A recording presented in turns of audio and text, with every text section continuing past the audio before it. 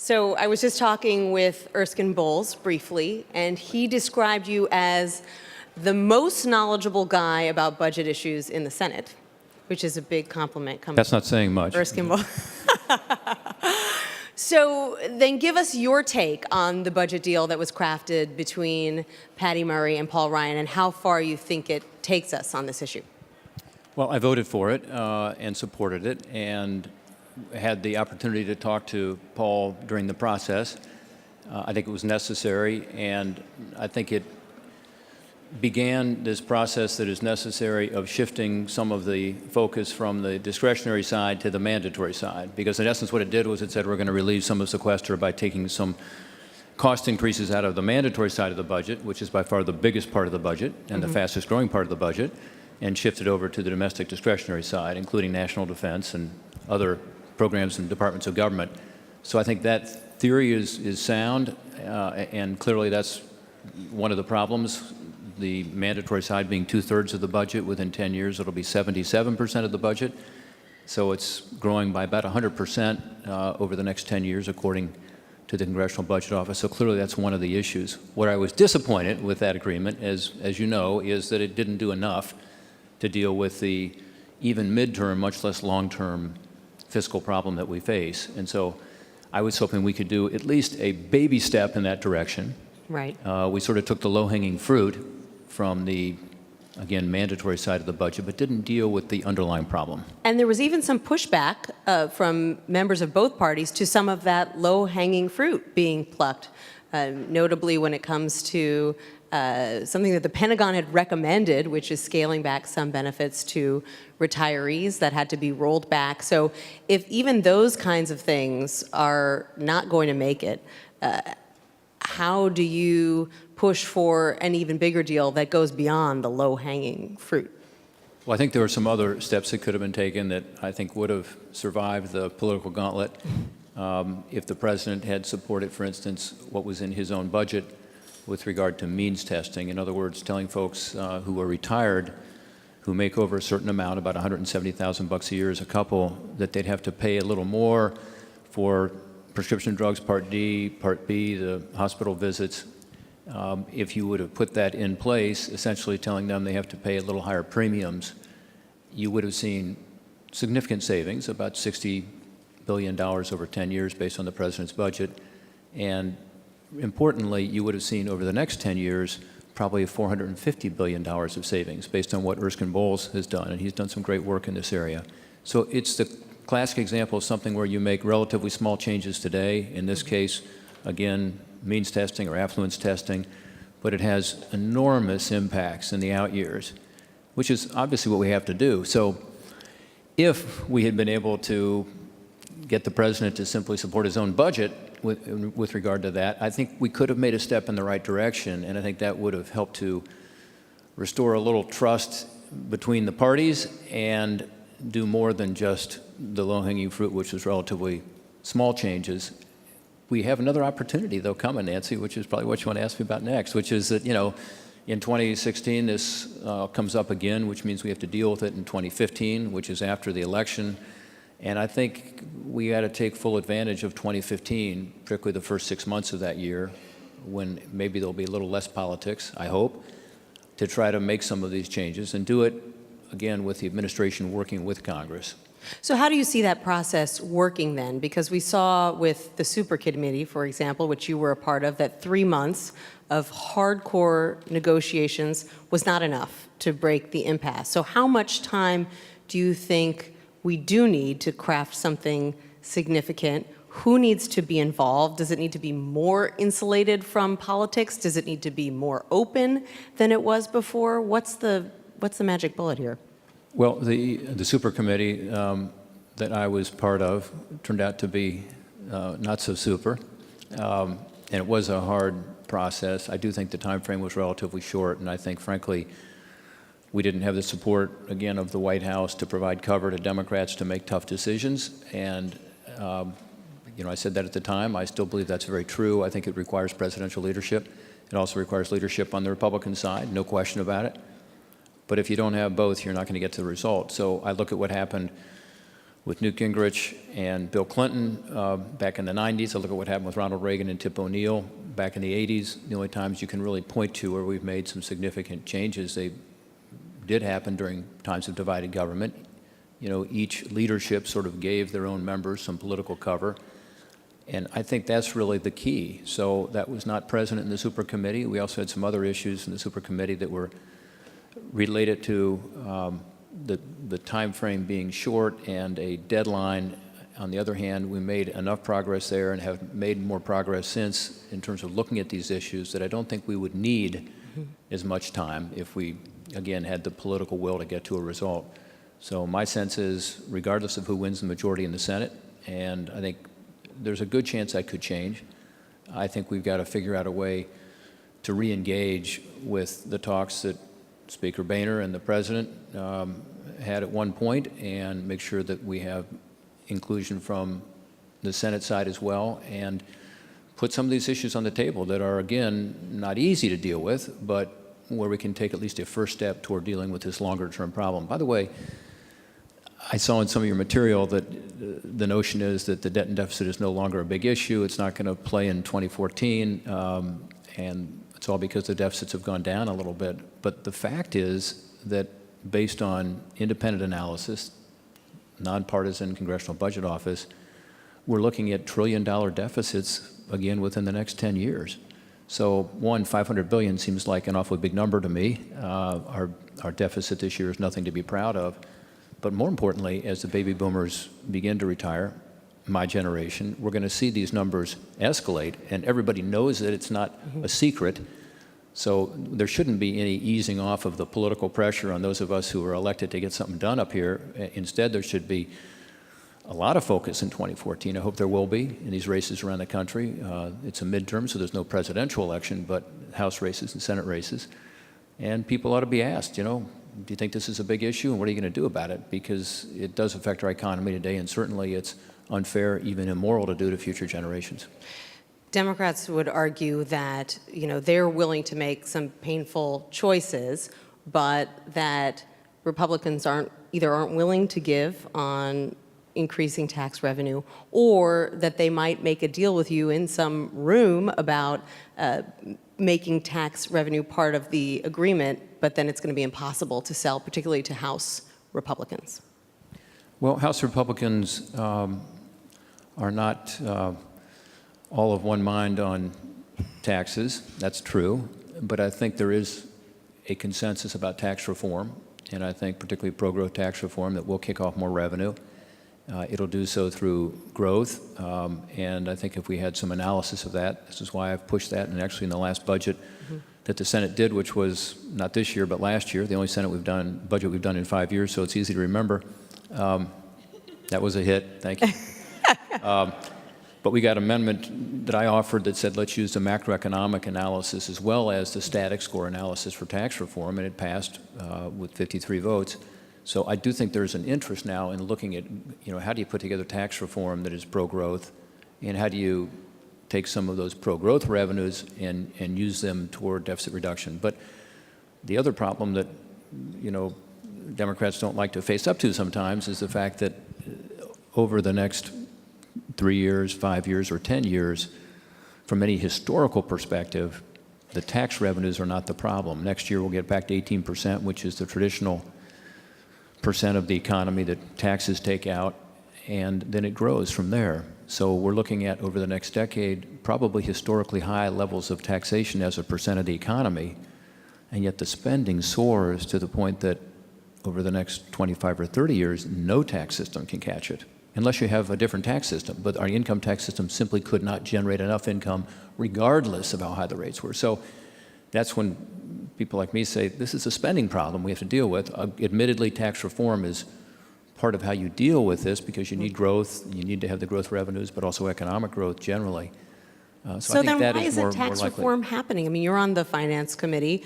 Theoretically, this relationship between Dave Camp and Max Baucus should be kind of a model for cooperation between Democrats and Republicans. They've been talking to each other for years, and then they go back and tell their conferences what they've done, and Dave Camp is well respected among Republicans in the House. He came up with what seemed to be a very thoughtful tax reform, very comprehensive plan, and it got 5 minutes of attention, and now it's basically dead.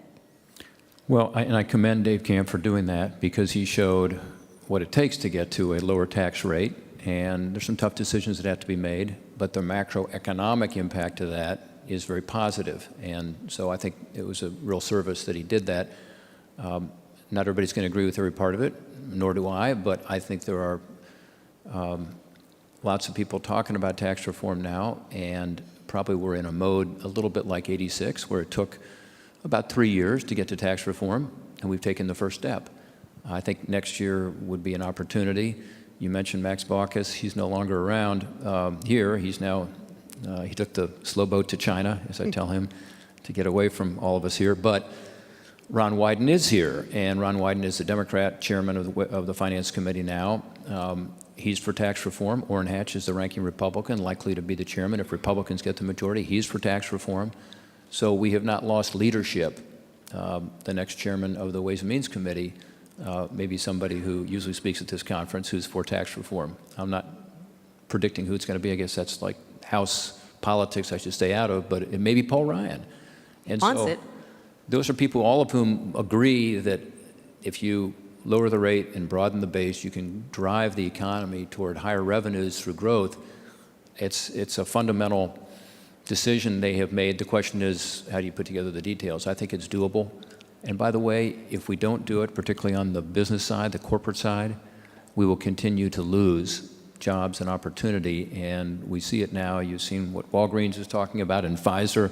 Right. The fact is, every day we are losing more and more American companies, either overseas, or American companies are not growing because they are losing out on acquisitions because our tax code disadvantages American companies vis-a-vis companies from other countries that have both a lower rate and a more competitive international system. So we better get busy on that quickly before we continue to hemorrhage jobs and investment. So since it seems like comprehensive tax reform isn't going to happen at least anytime in the next few months, could you do something like that? I mean, do you have to do this all at once, or could you tackle something like corporate tax reform by itself, or, you know, little pieces, or could you eliminate some loopholes, for example, that everyone agrees are wasteful by themselves? Or do you have to wait until you can have this huge give and take between the two parties and they all take a bullet and they, you know, everyone jumps in together? It would be better to do it all together for two simple reasons. One is to lower that rate. You want to get rid of these preferences together rather than getting rid of preferences now and not having the ability to have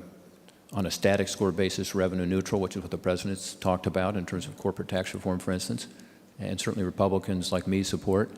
But second, and I think importantly, most companies don't organize under the C corporation. They're pass-through entities, subchapter S and sole proprietors and partnerships and stuff. And so if you just take away their preferences, don't lower their rate, it's not fair to them. And so you probably need to do the two tax systems together, the C and the individual. And that certainly is doable. I mean, I think Dave Camp laid out a proposal to do it, to get to 25%. Others have other ideas. Ron Wyden has a proposal, for instance. So I do think that's part of pulling all this together. Dealing with the debt and deficit includes, of course, the spending we talked about earlier, and the fact that on the mandatory side in particular, you have to deal with the entitlements.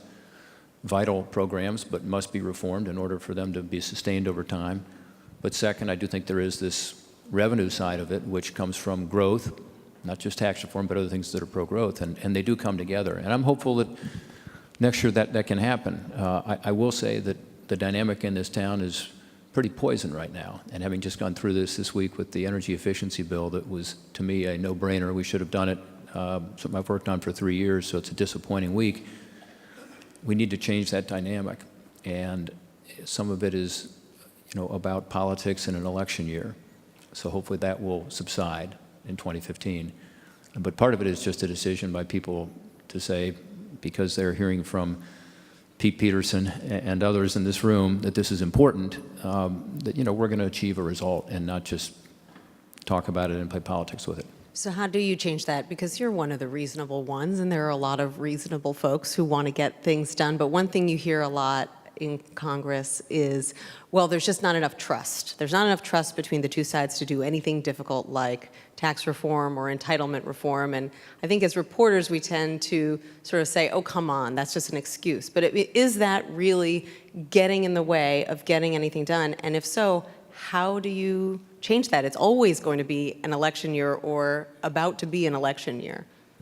Yeah, I think it's a good point. And again, what I talked about earlier was some confidence-building steps. I think what Patty Murray and Paul Ryan did was a positive step in that direction in terms of this issue of deficits and debts, and I commend them both for it. But I think taking that next step and actually dealing with the mandatory side in a more serious way and dealing with this longer-term fiscal crisis, Erskine Bowles, who's here with us today, says something that I plagiarize all the time, which is this is the most predictable economic crisis in the history of our country. And it is because there is eventually going to be a reckoning and a financial crisis that may make the last one we just went through several years ago look relatively small if we don't deal with it. So this is, I think, after the election, probably, not before the election, but after the election, a real opportunity for us. And what can help drive it, as I said earlier, is the fact that the agreement on the sequester is only for the period of 2015 and 2016. It has to be addressed. So writing the appropriations bills, even in 2015,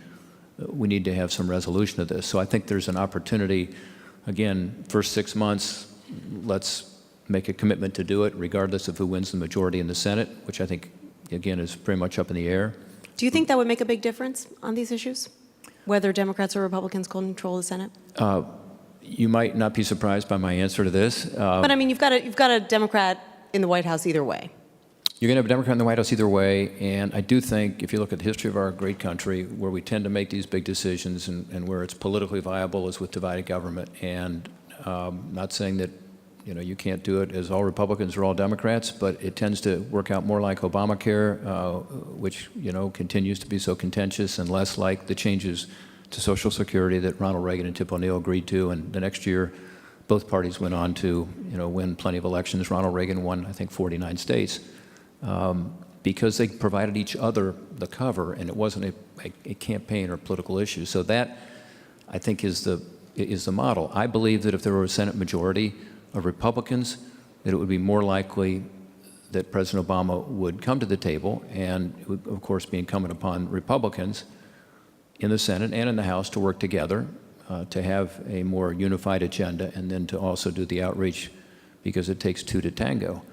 But that's my view. Some in the Republican caucus think I'm the most naive person in Washington to believe that, but hope springs eternal. And look, these problems aren't going away. The president wisely named the Fiscal Commission. Erskine Bowles, Alan Simpson did an excellent job. That was not followed through on. The super committee, I believe, having served on that, was not supported in the way it could have and should have been, particularly the Democrats. And the president's own budget, he backed off on change CPI in this last budget. So we're not heading in the right direction. Mm-hmm. So I do think changing the dynamic through a new majority certainly holds the promise of something different. And I'm, again, maybe naive, I hope just hopeful and optimistic, right, that would change the dynamic enough to try to get to some solutions. I would assume that probably the thing you think is most important to tackle is entitlement reform when it comes to, structural reduction in the debt and the deficit. So what do you think Congress can and should do? Do you support Paul Ryan's plan, or do you have a different idea? What do you think should be done and is realistic to be done? Well, I think longer-term health care costs and quality, and I know I mentioned Pete Peterson earlier, and he indicated to me today that he's starting a new organization to focus on that, which is terrific, because that is the issue with Medicaid and Medicare in particular, which will increase by more than 100% in the next 10 years. And as you know, Medicaid is primarily now an issue that relates to seniors as well. So that issue, that's the big issue that we all need to grapple with, and mm-hmm. whatever that can be done in the short term in terms of wellness, prevention, focused on outcomes, not on input. In other words, not paying more for volume, but right, changing the dynamics in the healthcare system is important. But to be more specific on Social Security and Medicare, the president has laid out in his own budget 2 ideas. I talked about them earlier. One is means testing, which you could you could do in Part B and Part D, consistent with the President has talked about. You can also do more. But that's certainly one where I think there's a good possibility of some bipartisan agreement. And second would be having an accurate measure of inflation as to the CPI. But I also think, Congress has the ability, with both sides involved and engaged, to do more, Right. Along with the tax reform we talked about earlier. And that's the mix. That's the key ingredients to be able to go back to our constituents and say, we actually helped to address this issue. We didn't solve all the problems, but we changed the trajectory enough that there is now some hope that these programs will not be unsustainable and that they won't collapse on the very people that need them the most. You think about it, people who are retiring today, most of those people will be alive when Social Security, which is the last of the three trust funds that gets in trouble, the Old Age Trust Fund, goes insolvent to the point that there's a 25% cut under law in their benefits. Most of the people alive today. This is happening right now. The Disabilities Trust Fund, of course, goes belly up within a couple years, and Medicare in between the two. But by 2035, we're looking at the Social Security Trust Fund, again, having his 25% cut. So these are real issues that affect us today. It is immoral to do for future generations to leave them holding the bag, and our excesses here today, spending more than we take in every year, we should not be leaving to our kids and our grandkids. So I do hope that I'm not just naive, but that I'm right, that there will be a change in the dynamic and that we can get busy on this early in 2015. Whatever we can do this year is great, but I think, frankly, the political climate, as we saw this week on the energy efficiency bill, may be more dominant than anything else. But, let's have an election, and let's all make a commitment that regardless what happens, that we address this issue in the first part of 2015. I have a question for you from the audience. Why is discretionary spending always targeted for cuts when mandatory spending is largely responsible for the long-term debt? I think I planted that question. Thank you very much.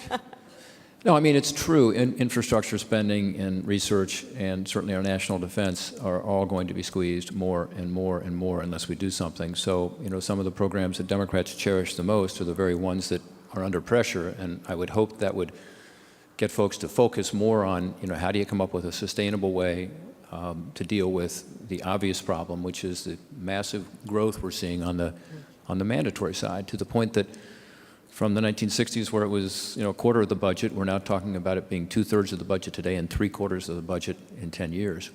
So it's the big challenge of our time. And as I mentioned earlier, the healthcare component of that is the biggest part. And I do, again, commend Pete Peterson and others who are saying, let's focus on quality and cost, which are not inconsistent, and come up with ways to avoid having this squeeze on the discretionary side. Do you agree with Senator Murray, who was out here earlier, who said that if we don't start spending more and spending smarter on repairing our infrastructure and on being more competitive in education, that we're going to hurt our fiscal outlook in the long run because we just won't be able to keep up with other nations? I think we need to reform all of our basic institutions of our economy. And since she mentioned education, I don't think it's a matter of more money. I think it's a matter of reforming the system. We already spend per pupil more money than most other countries, and yet our results are continuing to drop. So this is an area where we're going to have disagreements as to what we ought to do, but we ought to be able to agree that we need to focus more on the STEM disciplines. We need to put in place more incentives for the system to be able to take care of the kids who are being left behind. Some of our schools are terrific, some of the best in the world, and yet there's a huge gap. And those tend to be public schools. They tend to be in poor neighborhoods. And so this is part of what's causing this growth in poverty, which has grown in the last 4 years to the point that probably among folks who are in deep poverty, which would be 50% of the poverty line, we're at the highest percentage that we've been in since we've started keeping track. So I do think it's a big issue, but I don't know that money solves that one. Infrastructure is a little different. And per my comment earlier, we need to invest more in infrastructure, but that gets crowded out as we don't deal with these other issues. So to my friend Patty Murray, I don't disagree that we need to figure out a way to make sure the Highway Trust Fund is solvent, which is another issue which will come up this year. But to do that with more general revenues, simply means we're going further into debt and deficit. And it just begs the question, why aren't we dealing with this largest, fastest growing part of the budget if we want to provide some more relief for infrastructure, research, education, and other things on the discretionary side? Got it. Well, Senator Portman, I hope you are right and that you are not naive, and that when we meet again at this time next year, that Congress will be deep into a negotiation and discussion over the budget and debt and deficit and tax reform, which I know many reporters have been dying to cover for years. Yeah. So thank you so much for taking the time to talk with us today. I really appreciate it. Thank you, Nancy.